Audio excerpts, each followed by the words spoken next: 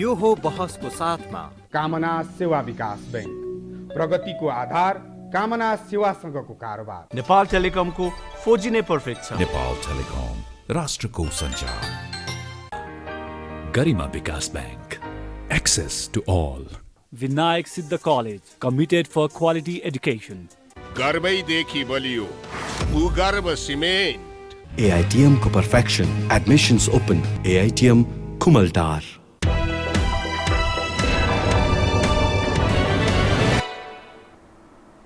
नमस्कार, यो बहसमा म यहाँहरूलाई हार्दिक स्वागत गर्दछु। जीवराम भण्डारी।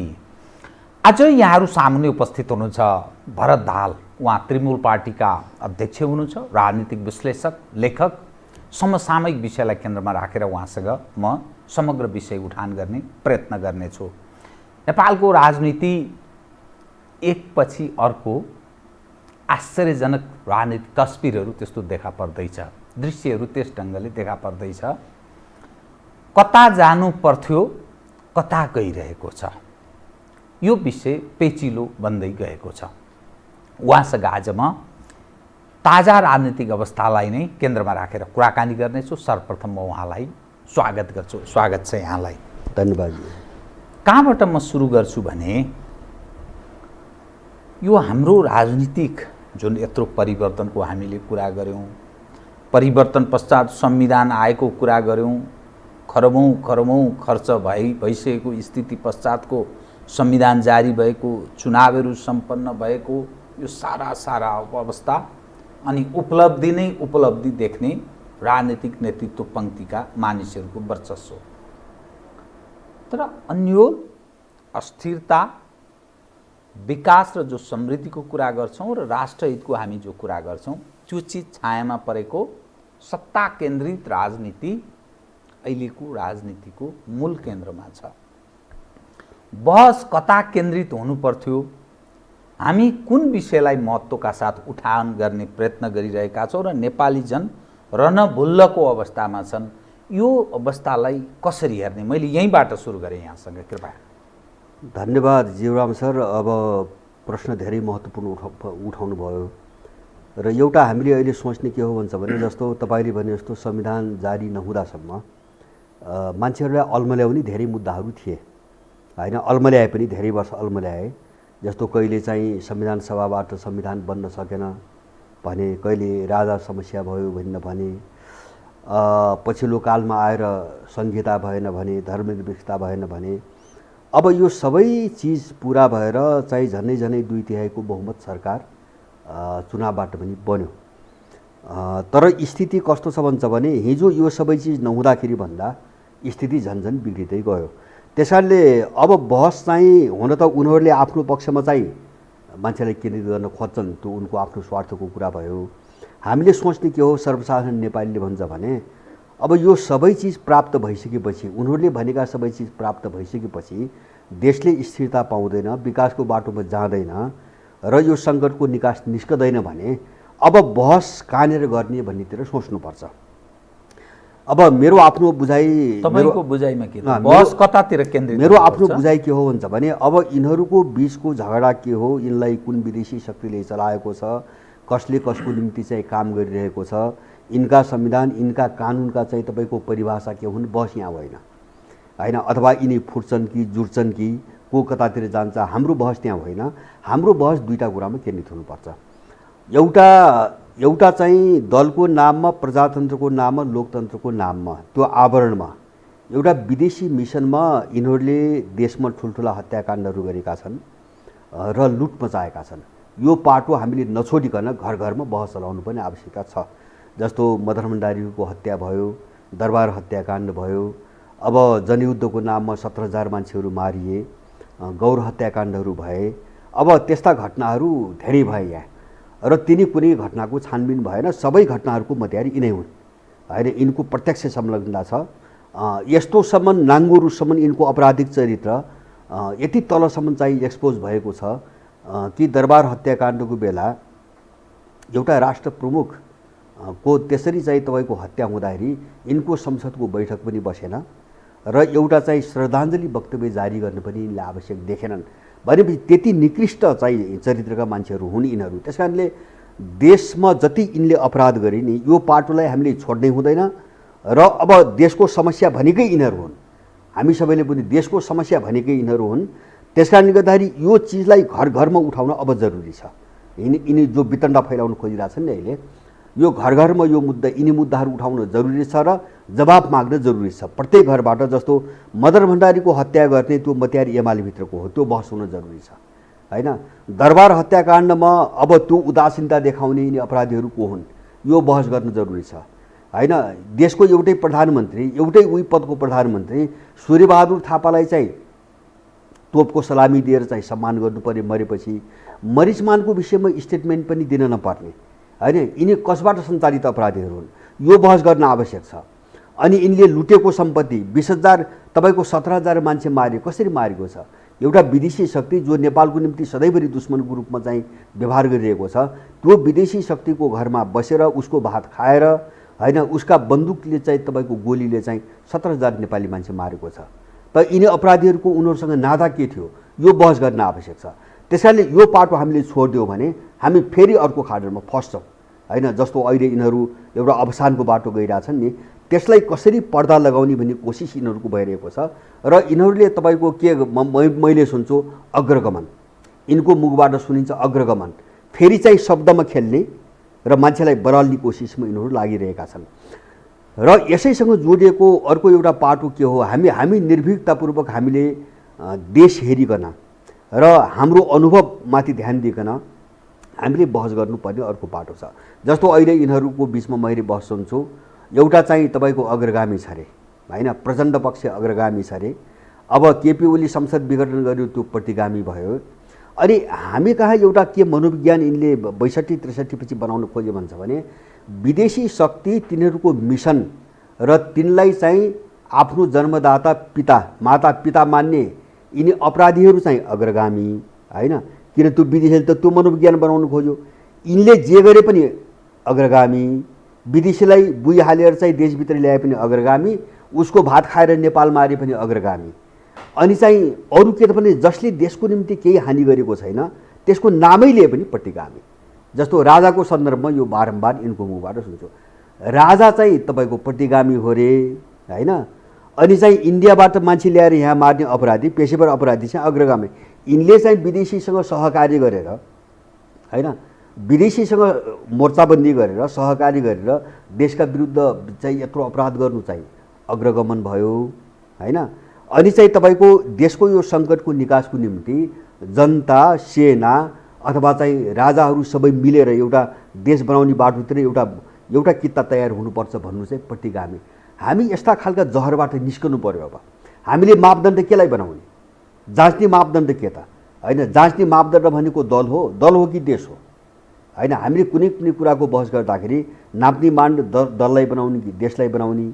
अब त्यो विदेशीले थमाएको चाहिँ तपाईँको राज्य प्रणाली, यसको बोक्रो समातेर हामीले बहस गर्ने कि हाम्रो आवश्यकता हाम्रो सङ्कटलाई आधार बनाएर बहस गर्ने, त हामीले एउटा नयाँ चाहिँ कोणबाट सोच्नुपर्ने स्थिति आयो यसैसँग जोडिएको।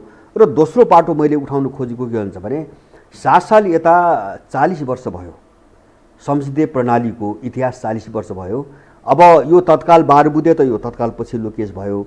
हामी यतिमा मात्रै सीमित हुनु हुँदैन। हामीले संसदीय प्रणालीको कुरा गर्दाखेरि 7 साल यता 40 वर्ष भयो।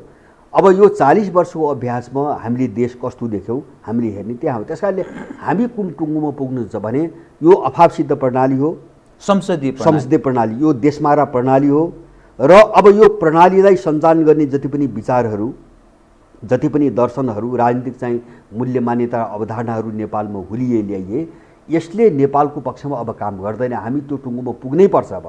त्यस कारणले यो लडाइँसँग जोडिएको यिनी अपराधीहरूसँग अहिले जो खेल्छ नि, यससँग जोडिएको अर्को पाटो के हो त भन्छ भने हामीले आफ्नो देशको मौलिकता, जस्तो हामी को हौँ, हाम्रो देशको चाहिँ तपाईँको संस्कृतिहरू के हुन्, हाम्रो देशको जलवायु के हो, हाम्रो माटो के हो र हाम्रो आवश्यकता के हो, यो अनुसारको राज्य प्रणालीको बहसमा हामी गएनौँ। मुलुक सापेक्ष एकदम हाम्रो मौलिकतामा हाम्रो राज्य प्रणाली कस्तो हुनुपर्ने हो भन्ने बहस गऱ्यौँ भने हामी यो चाहिँ तपाईँको चक्रव्यूहबाट हामी उम्कदैनौँ। किन भन्छ भने यसैमा अलिकति जोडेँ, यो अहिलेको शासन सत्ताको इर्दगिर्द वरिपरि घुमेका मानिसहरूको दृष्टिकोणमा यसको परीक्षण अझै पुरा भइसकेको छैन। 72 सालमा त संविधान जारी भयो, यति छोटो अवधिमै यसको पुनर्विचार हुन सक्दैन। संघीयता र जो गणतन्त्रको सवाल पनि यसको समय पुनर्विचार गर्ने समय यसको अझै परीक्षण हुनुपर्छ भन्ने दृष्टिकोण एकातर्फ राख्छन्। दोस्रोतर्फ जुन खालको सिस्टमलाई हामी अवलम्बन गरिरहेका छौँ त्यसका अनुयायीहरू र त्यसको लाभबाट गुजारा चलाउनेहरूको ठुलो सङ्ख्या छ। मूलत लामो समयदेखि नेपालको राजनीतिमा कि काङ्ग्रेस छ कि कम्युनिस्ट छ, उनीहरूको वर्चस्व स्थापित छ र त्यसले सिर्जना गरेको राजनीतिक तागत र सङ्गठित जमात छ। त्यो त्यसैको वरिपरिबाट आर्थिक लाभ पनि प्राप्त गरिरहेको छ अनि त्यो त्यसैमा रमाउँछ। जो तपाईँ विकल्प मुलुक सापेक्ष अर्को प्रणालीको जो तपाईँ कुरा गरिरहनु भएको छ त्यो कसरी सम्भव छ बताउनुहोस्। होइन, सम्भव छ, सम्भव हुनुपर्छ, अब सम्भव हुनुपर्छ। जस्तो सम्भव छ मैले के कारणले भन्दैछु हुन्छ भने जस्तो अहिले जस्तो तपाईँ हामीले सरस्वती यो विश्वव्यापी रूपमा जो ध्रुवीकरण भइरहेछ नि, अब यसको प्रवृत्ति पनि त्यही हो। किन भन्छ भने यो नवउदारवाद, यो पश्चिमाहरूले जो थोपरे नि, यो आधुनिकतावाद, नवउदारवाद अथवा पश्चिमी श्रेष्ठताको जो सिद्धान्त, जो दर्शन विचार थोपरे नि, त्यो एउटा चाहिँ गहिरो सङ्कटको दिशातिर अगाडि बढेको छ र अब त्यसका विरुद्ध विश्वका विभिन्न देशहरूमा आफ्नो आफ्ना ढङ्गका मौलिकता, उनको आफ्नो सापेक्षता, आफ्नो मौलिकतामा एउटा ठुलो चाहिँ तपाईँको उथलपुथल भइरहेछ। त्यस्ता सिम्टमहरू यहाँ मात्रै होइन, अरू देशमा मात्रै होइन, म अमेरिकामा पनि देख्छु। जस्तो ट्रम्पकै उदाहरण पनि म कसरी बुझ्छु त भन्छ भने ट्रम्पले मेक अमेरिका ग्रेट अगेन भने नि, उनीहरूले चाहिँ अहिले जो अमेरिका चाहिँ उनले देखे नि, यो अमेरिका हाम्रो निम्ति घातक भयो भन्न खोजिरहेका छन्। त्यस कारणले अमेरिकालाई फेरि हामीले हिजोकै महान अमेरिका बनाउनु पर्छ भनिरहेका छन्। जो भित्र चाहिँ उनीहरूको आफ्नो मौलिकता, उनको आफ्नो बुझाइको अनुसारको जो मौलिक अमेरिका थियो नि, त्यो अमेरिका उनीहरूले खोजिरहेछन्। तपाईँको अहिले टर्कीको चाहिँ इतिहास हेर्नुभयो, यो पछिल्लो इतिहास हेर्नुभयो भने एर्दोगानको सम्पूर्ण शक्ति, सम्पूर्ण जोड ओटोमन जो साम्राज्य थियो, जो मुस्लिम साम्राज्य थियो, 500 वर्ष के अरे चाहिँ यो झन्डै 500-600 वर्ष चाहिँ शासन गर्यो अब पश्चिम एसिया, मध्य एसियातिर। अब त्यसको विरासतको निम्ति उनीहरू लडिरहेका छन् र उनले स्पष्ट रूपमा त्यो कुरो उठाएका छन्। जस्तो तपाईँको चीनकै उदाहरण हेर्नुहुन्छ भने अब अहिले चिनियाहरू कस्तो देखिन्छ भन्छ भने उनीहरू आफ्नो पहिचानको निम्ति, आफ्नो मौलिकता र आफ्नो सभ्यतालाई विश्वको सेन्टरमा राख्नुको निम्ति उनले अत्यधिक जोड दिएको भनेको संसारभरि कन्फ्युसियस इन्स्टिट्युटहरूको स्थापना, सबभन्दा ठुलो जोड। किन कन्फ्युसियस भनेको चिनिया इतिहास हो, सभ्यता हो होइन, सभ्यताको मियो हो। त्यस कारणले कन्फ्युसियसलाई नबोकिकन चीन चाहिँ तपाईँको सुपर पावर बन्दैन, उनको टुङ्गो त्यो हो। र इन्डियामा पनि म त्यही देख्छु, उनको जो मोदीहरूको हिन्दुत्व छ त्यो आइडेन्टिटी क्राइसिसबाट निस्किएको चाहिँ तपाईँको नारा हो त्यो होइन। जस्तो इन्डिया परिचितै आफ्नो अलग पहिचान, अलग अस्तित्व देखाउने प्रयास, अलग अस्तित्व होइन, इन्डियाको केही पनि भएन होइन। अब यो सबै देशलाई कहाँ गाँज्यो त भन्छ भने अमेरिकादेखि लिएर, स्वयं अमेरिकादेखि लिएर इन्डिया र चीनसम्मलाई केले गाँज्यो त भन्छ भने अब यो चाहिँ आधुनिकता र डेमोक्रेसीको नाममा अथवा उनको विकासको चाहिँ जो कन्सेप्ट बोकेर ल्यायो नि, यसले हर देशको एउटा चाहिँ मौलिकतालाई मास्ने मात्रै होइन कि जनजीवन यसरी जर्जर बनाइदियो, यस्तो विस्फोटक बनाइदियो। कोही पनि मान्छे शान्त छैन, कोही पनि हिंसाभन्दा बाहिर छैन, कोही पनि तनावभन्दा बाहिर छैन, कोही पनि सुखी र सन्तुष्ट छैन। किन भन्छ भने यो उपभोक्तावादी चाहिँ तपाईँको विचार हो होइन, यो भोगवादी विचार हो। यसभित्र चाहिँ तत्काल खानेपिने भन्दा कुरो केही पनि छैन सोचमा। जस्तो तपाईँले अघि नै उठाउनु भयो नि, अब दलहरूको, यहाँका दलहरूको के छ भन्छ भने सत्तामा जाने लुट्ने, त्योभन्दा दोस्रो कुरो छैन। र 7 सालदेखि अहिलेसम्म बहस, यिनको बिचमा बहस अहिले पनि माओवादी एमालेभित्र माधव नेपाल, केपी ओली हेर्नुहोस् अथवा काङ्ग्रेस हेर्नुहोस्, अर्को मधेसवादी हेर्नुहोस्, प्रधानमन्त्री हुने सत्तामा जाने, न यिनका मुखमा, यिनका विवादमा कहिले देशका एजेन्डा सुनियो, न जनताका समस्या के हुन् भन्ने सुनियो, न विकासकै एजेन्डाका कुरा सुनियो। भनेपछि यो यस्तो अपराधिक खालको तपाईँको मनोवृत्ति विकास गर्यो नि स्कुलिङले, यो वैचारिक स्कुलिङले, यसलाई परित्याग नगरिकन हामी देश बनाउन अब सक्दैनौँ। त्यसैले गर्दाखेरि हामी एउटा आफ्नो सापेक्षता अथवा चाहिँ हाम्रो आफ्नोपनमा आधारित एउटा विचारदेखि लिएर मूल्य मान्यता होइन, नैतिकतादेखि लिएर राज्य प्रणाली, जीवन पद्धतिसम्म सारा चिजहरूलाई हामीले अब नयाँ ढङ्गबाट छलफल गर्न सकेनौँ भने, यो बहस अगाडि बढाउन सकेनौँ भने हामी नराम्रोसँग फस्छौँ, जसरी अरू देशहरू फसिरहेका छन्। जस्तो अमेरिका स्वयं फस्यो। अमेरिका अहिले कहाँ फस्यो भन्छ भने, यद्यपि अहिले मान्छेले त्यो सिम्पटम लक्षण देखेका छैनन् धेरै। मैले जस्तो ट्रम्पको अघि नै कुरा गरेँ, ट्रम्प र अहिले गैर ट्रम्प भनौँ, अब गैर ट्रम्प मैले किन भनेको भन्छ भने, अब त्यहाँभित्र डेमोक्रेटहरूको कुरा मात्रै छैन, त्यहाँभित्र रिपब्लिकनहरू पनि छन्, अरू पनि छन्। त्यो मूल्यको लडाइँ हो। अमेरिकन समाजभित्र त्यो मूल्यको लडाइँ हो, होइन। ट्रम्पले बोलेको कुरा मूल्यको लडाइँ हो। अब त्यो मूल्यलाई लिएर अमेरिकन समाज गहिरो खालको द्वन्द्वमा फैसकेका छ। अमेरिकन समाज दुईवटा किताबमा विभाजित भइसकेका छ। त्यसैले एक दिन त्यो गएर विस्फोट हुने हो। मैले संसारभरि यो प्रवृत्ति बढ्यो, किन भन्छ भने मान्छे बाँच्न नसक्ने भयो। हामीले पनि त्यही झेलिरहेका छौँ। माने यो अपराधिक एउटा चाहिँ तन्त्र जो छ नि, यो संसदीय मूल्य, किन भन्छ भने हामीले बुझ्नुपर्ने सामान्य कमन सेन्स भएको मान्छेले हेर्ने के हो त भन्छ भने, कहाँ विकास भएको हो यो। जस्तो भन्नुहोस् न, जस्तो काङ्ग्रेसले बोकेको थट, यहाँका स्वघोषित कम्युनिस्टहरू, होइन, स्वघोषित कम्युनिस्टहरूले बोकेको थट, यसको विकासको केन्द्रबिन्दु कहाँ हो? नेपाल हो कि होइन?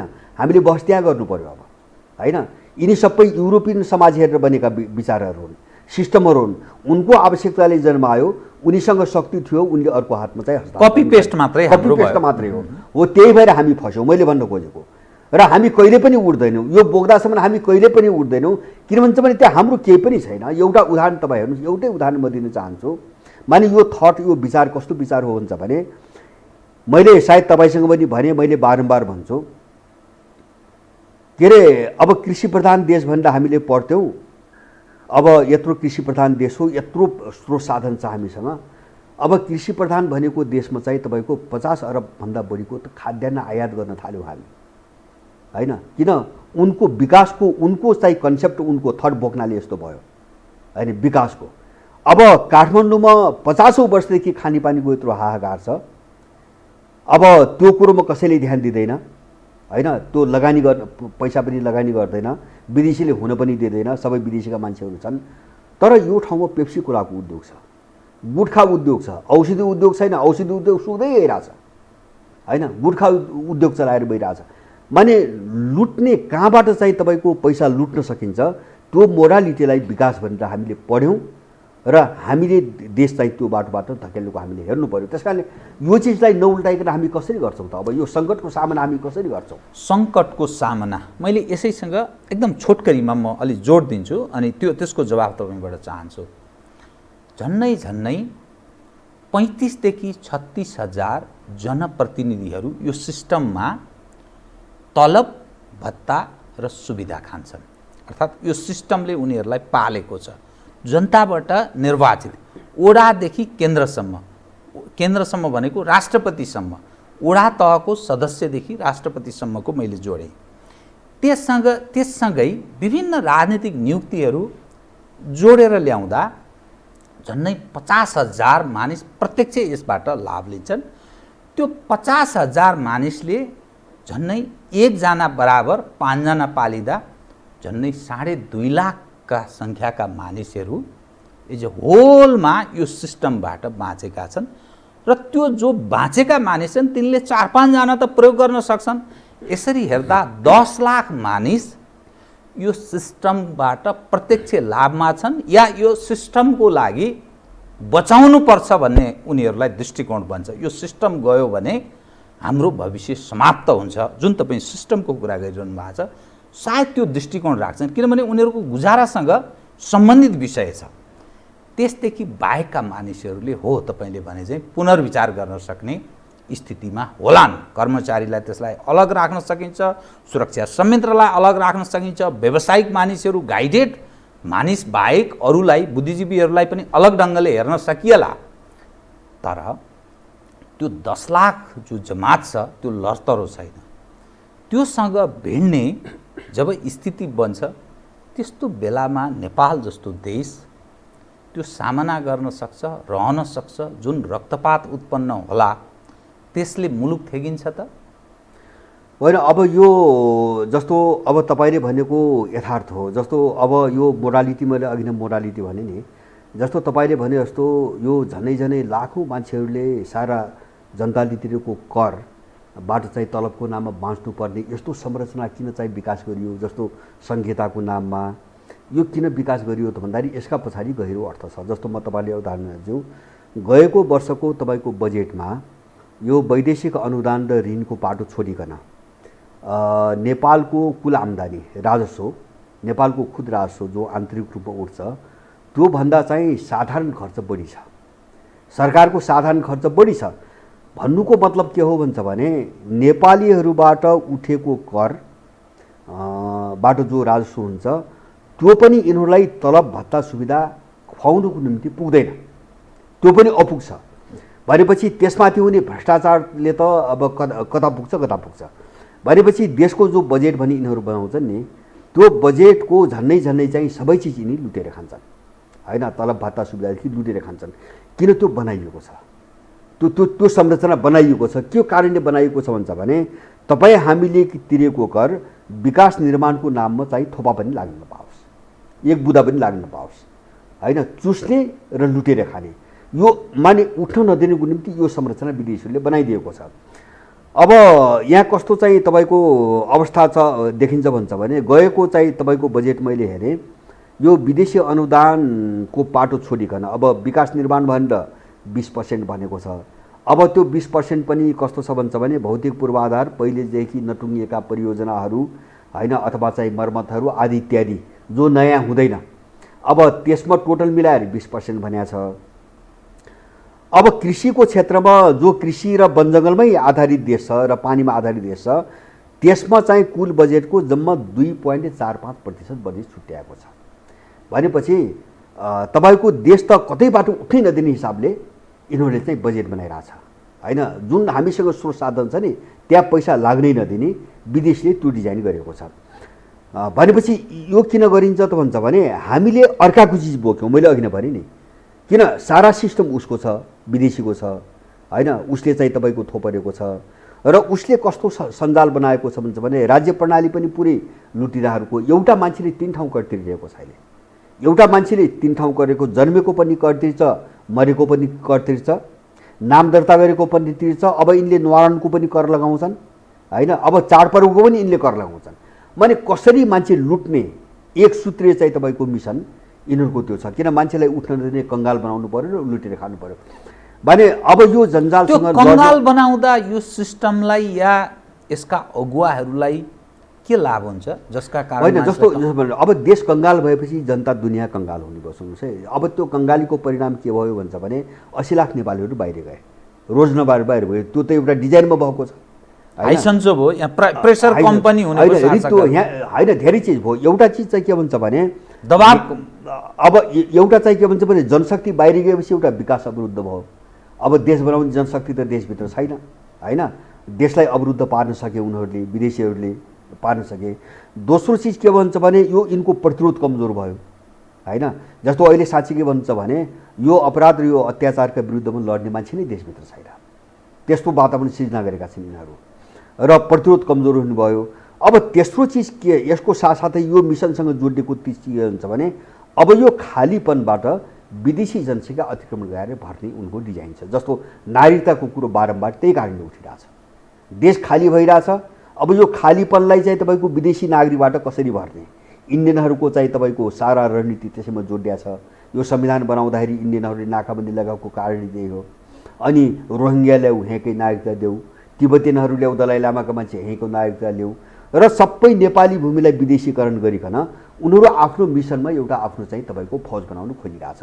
मैले बारम्बार भन्छु त्यो यो मिसनसँग जोडिएको। जस्तो यो मान्छेहरूलाई यहाँबाट निकाल्ने, अब नेपाललाई विकास हुन नदिने त एउटा पाटो भइहाल्यो हैन, उनको प्रतिरोध नहोस् भन्ने त दोस्रो बाटो भइहाल्यो। त्यो मात्रै छैन कि यहाँ के पनि जोडिएको छ भन्छ भने जस्तो जन्मको आधारमा नागरिकता तपाईँको गएको संविधानको के अरे संविधानकै प्रावधान हेर्नु हो भने नेपालको सरहदभित्र भेटिएका बेवारिसीहरू हैन पनि 16 वर्ष पुगेपछि यहाँको जन्मसिद्ध नागरिकता पाउनेदेखि लिएर यिनी प्रावधानहरूलाई टेकेर र आएको विधेयकलाई टेकेर यहाँ तराईमा के भइरहेछ भन्छ भने पश्चिमाहरूले इन्डियनहरूले धमाधम चाहिँ अनाथहरू चाहिँ राख्ने चाहिँ अनाथालयहरू बनाइरहेछ, त्यहाँ हुर्काउने पाल्ने, 16 वर्ष पुगेपछि नेपाली नागरिकता दिलाउने र त्यो पुरै विदेशीहरूको एउटा चाहिँ ठुलो जनसङ्ख्या तयार पारेर त्यसलाई एउटा चाहिँ उनको मिसनमा लड्ने फौजमा रूपान्तरण गर्ने। किन उनलाई के छ भन्छ भने मिसन भनेको उनको मिसनको निम्ति नेपाली लड्दिन्न भन्ने छ हैन। जस्तो उनको अन्तर्राष्ट्रिय मिसन भनेको नेपाली भू राजनीतिभित्र चीन विरोधी एउटा चाहिँ विशाल फौज खडा गर्ने। किन उनले त तिब्बत विवादको निम्ति नेपाललाई यस्तो गराउनेको उनको चाहिँ अन्तर्राष्ट्रिय कारण त तिब्बत मिसन हो। त्यसकारणले तिब्बतलाई टुक्र्याउनुको निम्ति कसरी चाहिँ विदेशी नागरिक चाहिँ नेपालभित्र भरेर त्यसलाई उनको फौजमा रूपान्तरण भन्ने सम्बन्धका कुराहरू यहाँ जोडिएका छन्।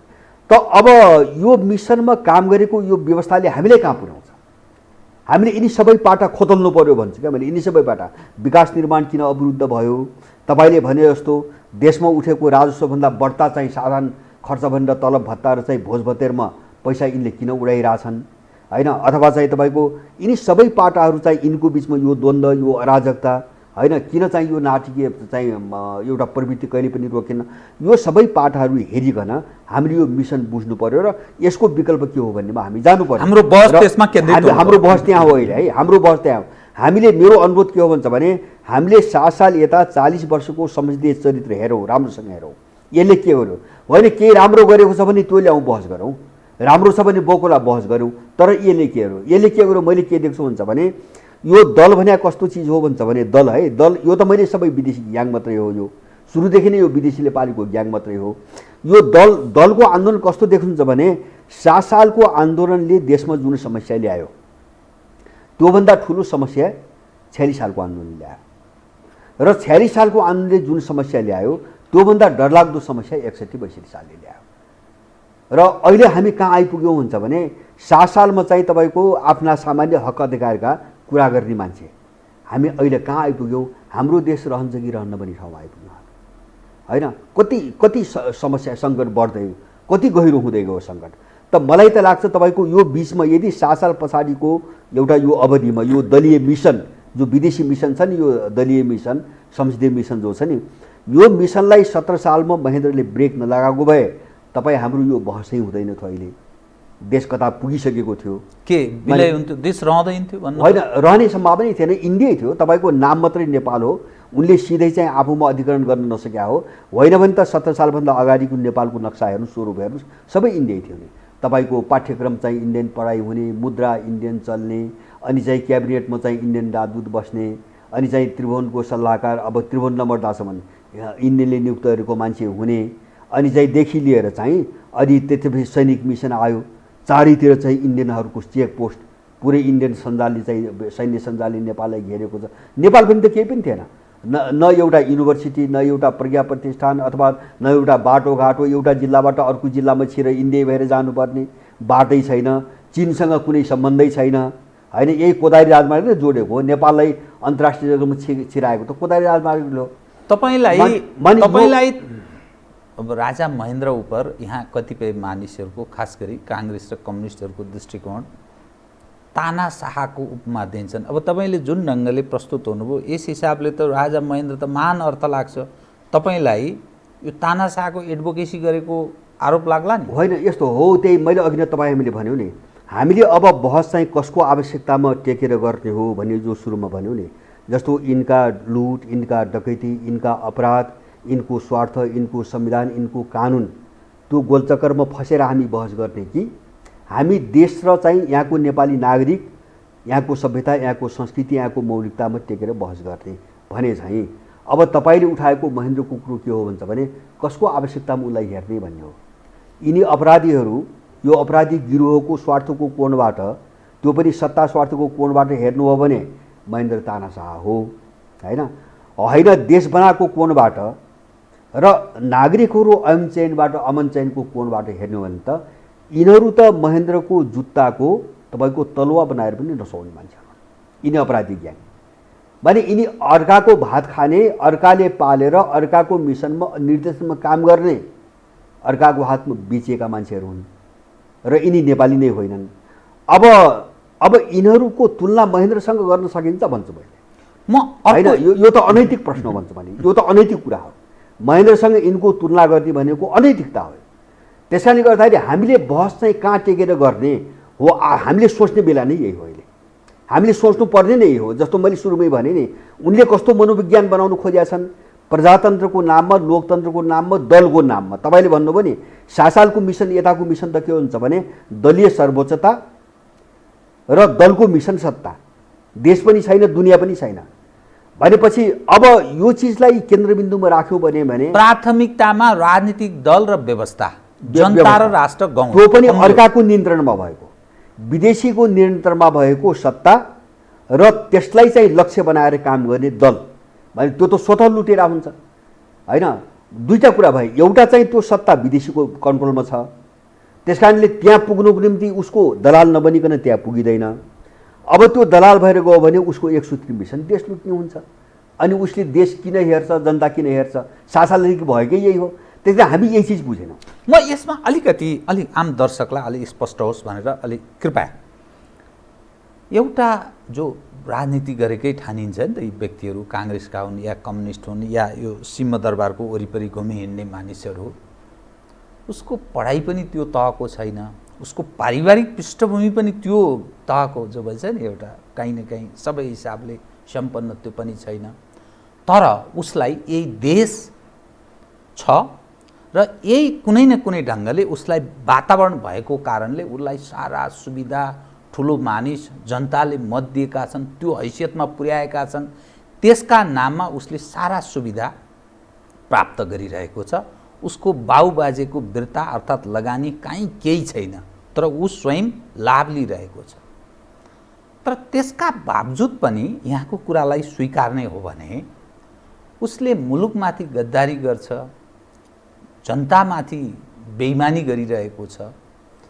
जब यो मुलुक रहँदैन, जनता पीडित हुन्छन्, कुनै न कुनै दिन उठ्न सक्छन्, यिनले हामीलाई सफाया गर्न सक्छन् भन्ने चेत नहुने र जानाजान त्यो आफ्नो थाप्लोमाथि बन्चरोले किन हान्छ, यहाँको कुरालाई स्वीकार्ने हो भने के चिजले यी जो राजनीतिका अगुवा ठानिएका व्यक्तिहरू यो अपराधजन्य काम गरेको हुनसक्छ, के चिजले उनीहरूलाई गाइड गर्छ, या उनीहरूको बाध्यता छ या उनीहरू अन्जानमा गरिरहेछन्? होइन, अन्जानमा होइन, यसमा 2-3टा कारण हामीले बुझ्नुपर्छ। जस्तो अहिलेको यो समस्याको विषयमा छलफल गर्दा पहिलो कुरो मैले भने नि, यो सुगौली सन्धि पछिको राज्य प्रणाली र यसलाई चलाउने तपाईँको विचार यो बाहिरबाट आएको छ होइन। हामीले बुझ्नुपर्ने मुख्य कुरा यो बाहिरबाट आएको छ, यो नेपाल हेरिकन विकास भएको होइन। अब बाहिरबाट आएको हुनाले स्वाभाविक रूपमा जसको सिस्टम हो, जसको चाहिँ तपाईँको विचार हो, उसकै प्रभुत्व हुन्छ, उसकै पकड हुन्छ त्यसमा होइन। अब त्यो कारणले त्यो बाहिरकै शक्तिहरूको उसमा छ, सरेन्डर हो, बाहिरकै शक्तिमा छ। अब बाँकी रह्यो के भन्छ भने यहाँको आन्तरिक सत्ता। अब आन्तरिक सत्ता त बाहिरी शक्तिहरूको सिस्टम र सत्ता बाहिरी शक्तिहरूको नियन्त्रणमा भएपछि अब यहाँको मान्छेले गर्ने कुरा के आयो भन्छ भने त्यहाँ सत्तामा पुग्ने राजनीति, दलीय राजनीति त सत्तामा मात्रै पुग्ने, सत्तामा पुग्नको निम्ति अब उसको चाकरी गर्नु पर्यो, जसको हातमा त्यो सत्ता छ उसको चाकरी गर्नु पर्यो। त्यसकारणले त्यो स्वाभाविक रूपमा सत्तालाई मात्रै लक्ष्य बनाउने त्यो स्वाभाविक रूपमा एउटा दलाल बन्यो, एउटा कारण दलाल बन्यो। र अब त्यो दलाल बनेर त्यहाँ पुग्नुको निम्ति उसले त्यसले भनेअनुसारको अपराध गर्नुपर्छ। त्यो नगरे जाँदैन। जस्तो म तपाईँलाई 2-3टा उदाहरण दिइ पुग्छ जो उनको मिसनमा प्रयोग गर्नको निम्ति सम्भव देखिएनन्। तिन त सबै मारे नि, त्यो त हामीले देख्यौँ, मारिए होइन। जस्तो नमार्नेका पनि के छ हुन्छ भने केआई सिंह जस्ता मान्छेहरू चाहिँ जेल हालिए होइन। भीमदत्त पन्त अहिले मात्रै होइन, भीमदत्त पन्तहरू मारिए, इन्डियन प्रहरी ल्याएर चाहिँ मारिए निम्ता दिएर। अब दार्चुङादेखि लिएर अहिलेसम्मका इतिहास हेर्नुभयो भने दर्जनौँ चाहिँ तपाईँको देशभक्तहरू मारिएका छन्। एक थरीको यो हालत भएको छ होइन। जसलाई मार्न आवश्यक ठानिएन उनको हालत के भएको छ भन्छ भने आफूले बनाएको र स्थापना गरेका पार्टीहरूबाट राजीनामा दिएर मर्ने बेला रुँदै मर्नु परेको छ। जस्तो गणेशमान, कृष्णप्रसाद भट्टराई, अब एमालेभित्र मोहनचन्द्र अधिकारीहरू, अब माओवादीभित्र मोहन वैद्यहरू, यस्तो धेरै देख्छौँ हामी। भनेपछि यो केले गराइरहेछ हुन्छ भने यो विदेशी चिजले गराइरहेछ। हामीले यो हेर्नै पर्ने चिज भयो आज त। अब यस्तो कारणमा चाहिँ यो अपराधी जमात सफल किन हुन्छ त भन्छ भने हाम्रो त केही पनि छैन। जस्तो भित्र मेकानिजम पनि हाम्रो छैन, मेसिनरी पनि छैन होइन। चारैतिर विदेशीले चाहिँ आफ्ना कलपुर्जाहरू फिट गरेको छ होइन। अनि सबै काम उसले गरिरहेको छ। त्यस कारणले यो जालोलाई नतोडिकन यहाँबाट बाहिर निस्कन सकिँदैन। यो ठुलो समस्या हो। अब अब अब यसमा चाहिँ जस्तो यिनीहरूको कोसिस के हो भन्छ भने यिनीहरूले यो बुझेका छन् जुन दिन यो चाहिँ तपाईँको खुल्छ यिनको यहाँ राजनीति पनि हुँदैन जो अहिले गरिरहेका छन् नि यो सङ्कटमा गइरहेछ भन्ने तपाईँलाई लाग्छ? एकदम मेरो आफ्नो बुझाइ के हो भन्छ भने 12 बुँदेसम्म विशेष गरी अब बिस्तारै त मैले भने नि यसको जग त सुगोली सन्धिदेखि बन्दै आयो 7 सालदेखि त्यो धेरै विस्तार भयो र यसको एकदम एक्सनल पिरियड यसको उत्कर्षको पिरियड भनेको 47 सालपछि हो। 47 सालपछि विदेशी शक्तिहरू ठ्याक्कै एक्सनमा उत्रेको देख्छु म हैन। जस्तो काङ्ग्रेसको चाहिँ तब काङ्ग्रेसलाई प्रयोग गरेर चाहिँ देशको अर्थतन्त्र स्वार्थै बेचाइदिए खाइदिए हैन, देशलाई पुरै नङ्गा बनाइदिए। अनि त्यसपछि दासढुङ्गा हत्याकाण्ड भयो, अनि माओवादी युद्ध उठाए, त्यसपछि दरबार हत्याकाण्ड भयो। अनि यो सबै बाटो साफ पारेपछि उनीहरूले 12 बुँदेमा जुटाए, आफ्ना भरियाहरूलाई 12 बुँदेमा जुटाए र 12 बुँदेदेखि 63 सालसम्म आउँदाखेरि यिनको उत्कर्षको काल हो हैन। अब संविधान जारी भइसकेपछि स्थिति कस्तो छ भन्छ भने जस्तो मैले भने यो उत्कर्षपछि नेपालमा जे देखियो 62-63 सालपछि जे देखियो त्यसबाट अन्तर्राष्ट्रिय क्षेत्रको एउटा शक्तिलाई पनि झस्कायो। किन मिसन नेपालको आन्तरिक विग्रहबाट यस्तो भएको होइन कि यसका पछाडि धेरै ठुलो चिज छ भन्ने चाहिँ तपाईँको त्यो आभास भएपछि अब अन्तर्राष्ट्रिय टक्राउ चाहिँ एकदम चर्केर गयो नेपालमा। त यो अहिले पार्टीभित्रको जुन खाले लडाइँ देखा पर्छ नि, नेपाल कम्युनिस्ट पार्टी नेकपा एक भएको स्थिति, अनि त्यसपछि फेरि विभाजनको अवस्था, ओली र माधव कुमार झलनाथ बीचको द्वन्द्व, यो विभाजनको दिशातर्फ उन्मुख स्थिति, अनि पछिल्लो अवस्था हेर्दा शेरबहादुर देउपा, जनता समाजवादी पार्टी प्रचण्डजीहरू बीच एक खाले पोलराइज हुन खोजेको, माधव कुमार नेपाल र झलनाथ पक्ष र ओली पक्ष के गर्ने कता जाने भन्ने स्थिति भएको, या शेरबहादुर देउवा ओली नै पनि या जसपा पक्षहरू यसरी मिलेर फेरि अर्को स्थिति बन्न सक्ने तस्बिर, यी समग्र हेर्दा या ओलीको निरन्तरता, यो समग्र हेर्दा आजै पनि राष्ट्रपतिले सर्वदलीय बैठकको आह्वान गरेको कुरा यो छटपटाहट जस्तो पनि देखिन्छ, एकले अर्कालाई सिद्ध्याउन खोजेको पनि देखिन्छ। के त यो सबै जो दृश्य, राजनीतिक दृश्य हामी देखिरहेका छौँ यो प्रक्सी वार हो? यो यथार्थमा विदेशी तागत यहाँ टक्राइरहेको छ, झगडा गरिरहेको छ, देखिँदा नेपाली बुख्याचा देखिने सबै विदेशी हुन्? यो एकदम ठिक कुरो उठाउनु भयो तपाईँले। म यही जान खोज्दै थिएँ। मैले पहिले चाहिँ यिनको विषयमा एउटा छोटो कुरो भनेर टुङ्ग्याउँछु। जस्तो यहाँ यिनको बिचमा जो विग्रह छ नि, यसलाई धेरै छलफल र बहसको विषय पनि बनाउनु हुन्न हैन।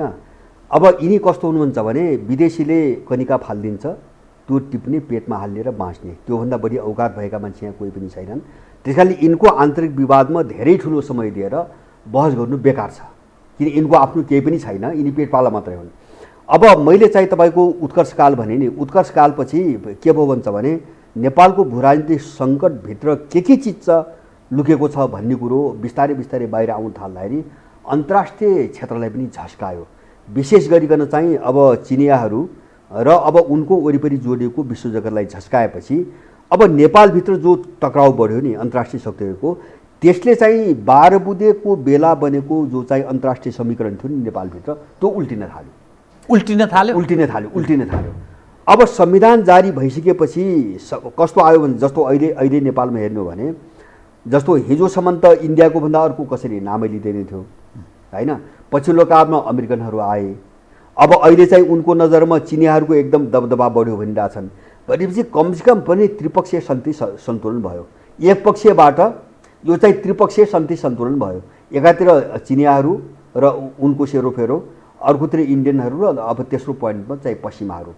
अब यो शक्ति सन्तुलनले यो चाहिँ दलीय समीकरणमा जो असर गर्यो नि, यसले एक खालको गत्यावरोध खडा गर्यो, पैदा गर्यो।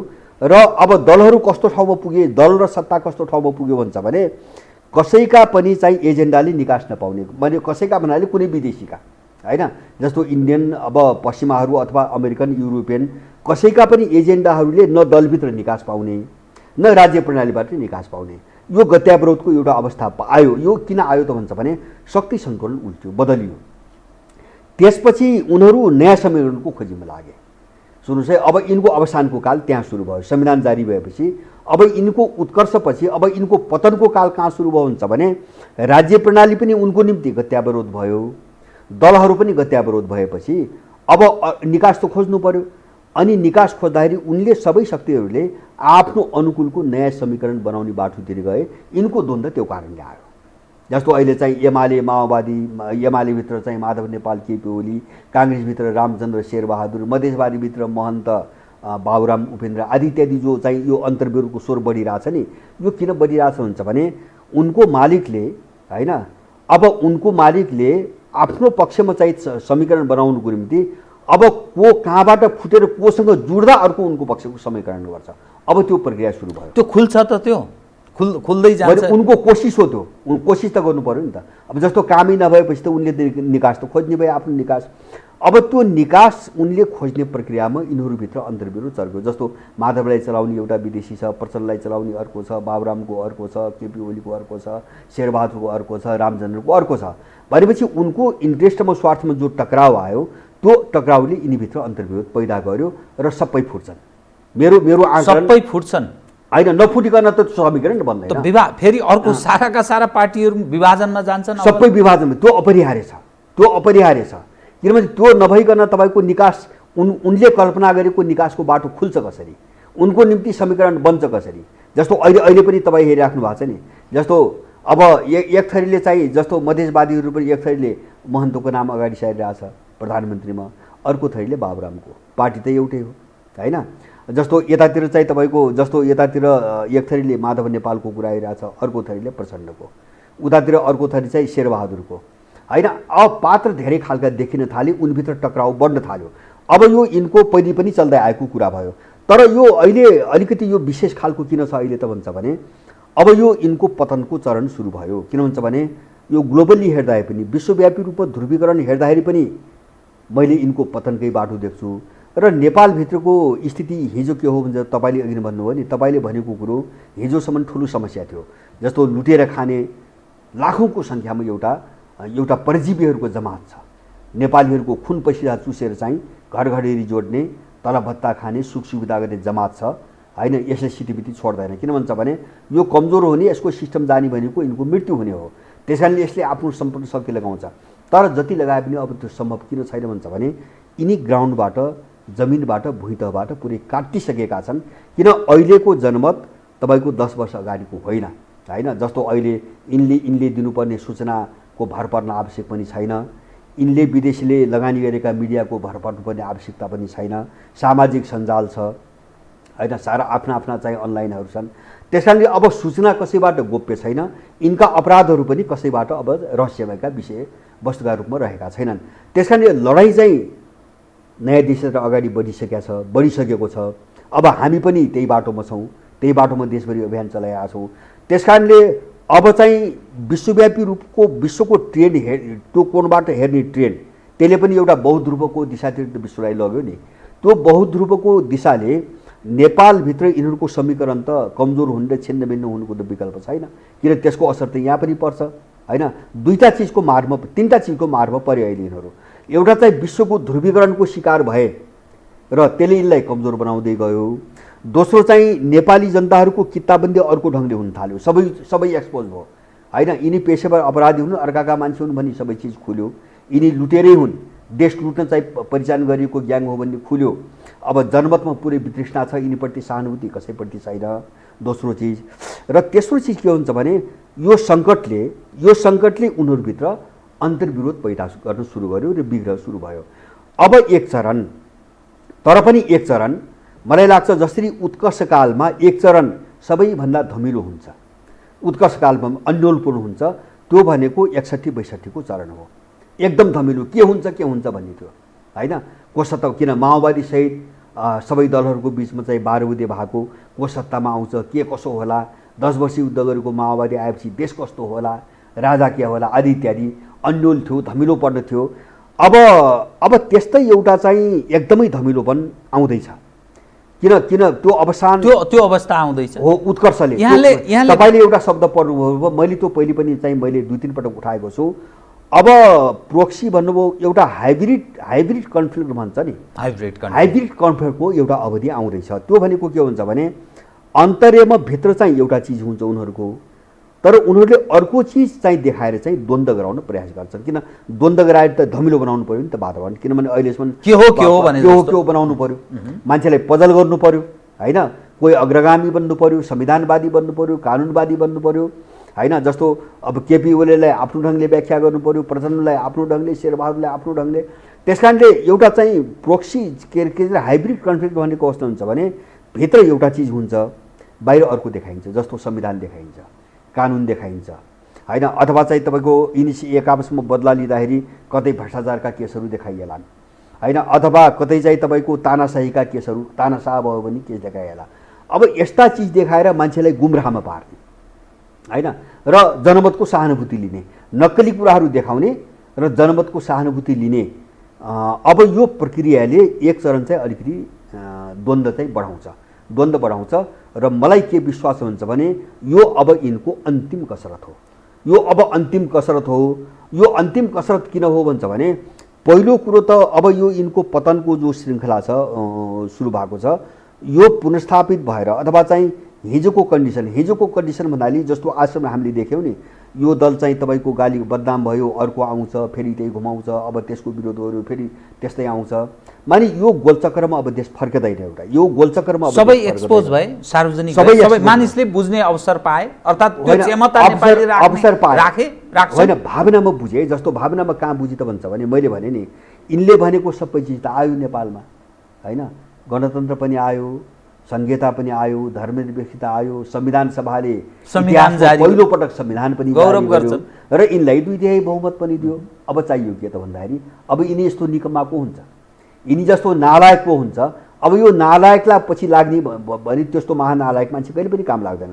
त्यसैले यिनले भन्ने ठाउँ छैन। अब त मानिसमा त्यो खाले चेतना जागरण त्यति जागृत भइसके नेपाली भन्ने तपाईँलाई लाग्छ? होइन, भावनामा छ, भावनामा छ, अनुभूतिमा छ। जस्तो चेतना भने कस्तो हुन्छ भने अब त्यसले एउटा स्पष्ट राजनीतिक दिशा, आर्थिक राजनीतिक दिशा र त्यस्तो सङ्गठन नपाउँदासम्म त्यो चेतनामा उठ्दैन। किन त्यो त हाम्रो पनि कमजोरी छ। जस्तो हामीले चाहिँ त्यो गर्न सक्नु पर्यो। म यहाँसँग यसमा दुईटा विषय उठान गर्छु जोइन्टमा, अनि त्यसपछि कार्यक्रमलाई अन्त्य गर्छु। जुन सिस्टम र जुन खाले दलहरूको वर्चस्व छ लामो समयदेखि 30-40 वर्षदेखि नेपालको राजनीतिमा, त्यससँग जेलिएका नेपाली समाजका सुनाम भने पढे लेखेका कोही बुद्धिजीवी के वादी छन्, ती यसैबाट लाभ लिइरहेका छन्। यसमा बडा प्रसन्न छन् ती वर्ग। गरिब निरीह दुखी जो जनता छन् ती यो सारा चिज बुझ्ने क्षमता पनि राख्दैन। ती गरी खाएका छन्, तल्लो तहमा बसेर गुजारासम्म मुस्किलले गरेको स्थिति छ। यो राजनीतिक दलभित्रको जुन टकराव छ, यहाँले भन्नुभयो अन्तर्राष्ट्रिय शक्तिहरूले यिनीहरूलाई ब्रोकरको काम गरिरहेका छन्, त्यसकारण तिनीहरूले प्रयोग गर्छन्। यी बाध्य छन्, जे भन्यो त्यही गर्न बाध्य छन्, एउटा जामा पहिरिएका छन्, त्यस ढङ्गले प्रयोग हुन्छ।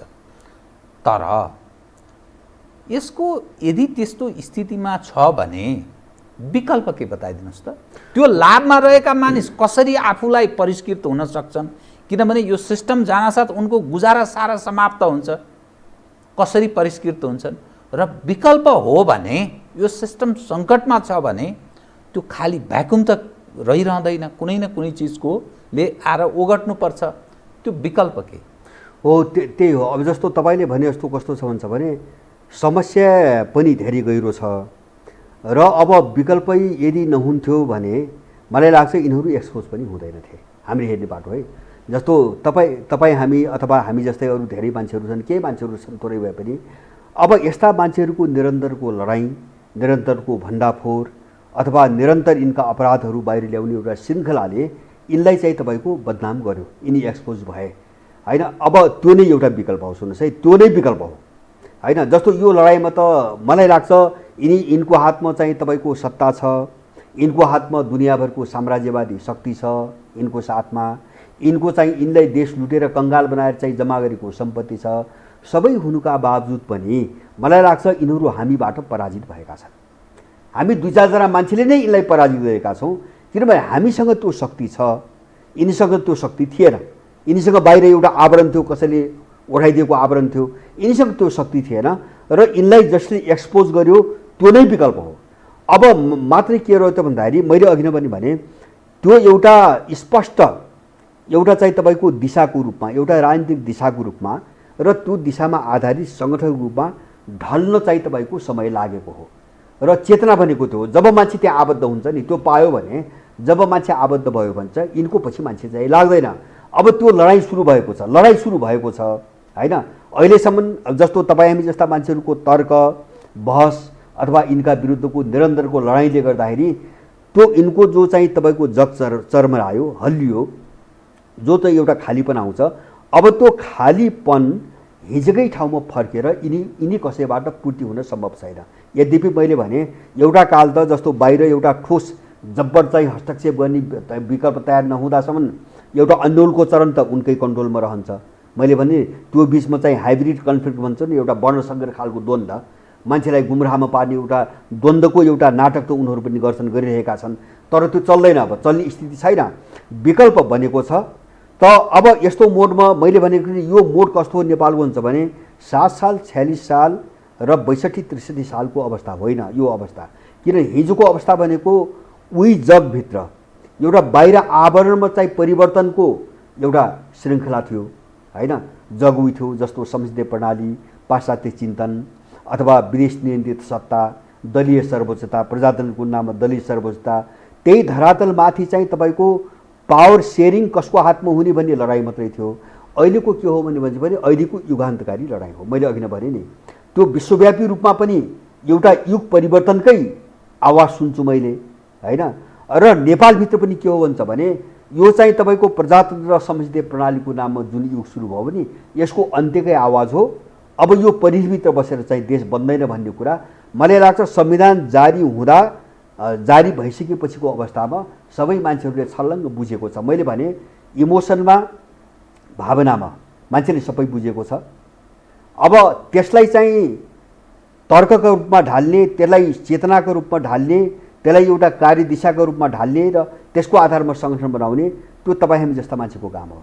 त्यो चाहिँ पब्लिकले गर्दैन, सर्वसाधारणले गर्दैन, त्यो सक्दैन पनि।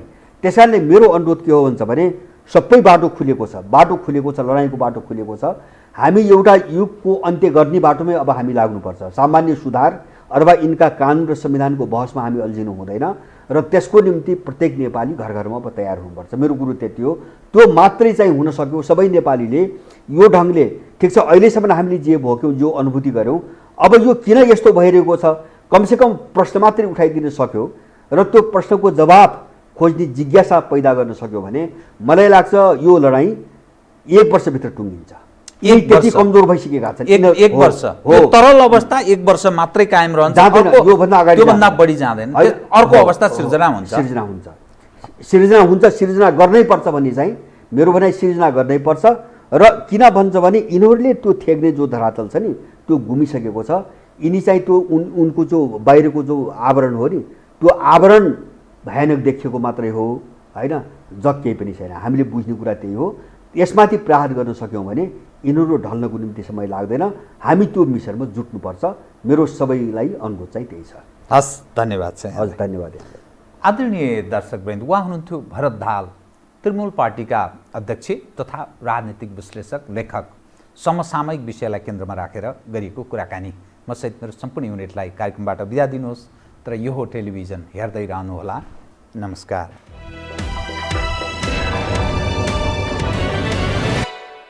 यो हो बहसको साथमा कामना सेवा विकास बैंक, प्रगतिको आधार कामना सेवासँगको कारोबार। नेपाल टेलिकमको 4G नै पर्फेक्ट छ। नेपाल टेलिकम, राष्ट्रको सञ्चार। Garima Bikas bank, access to all. Vinayak Siddha College, committed for quality education. गर्वैदेखि बलियो भूगर्भ सिमेन्ट। AITM को perfection, admissions open, AITM Kumaltar.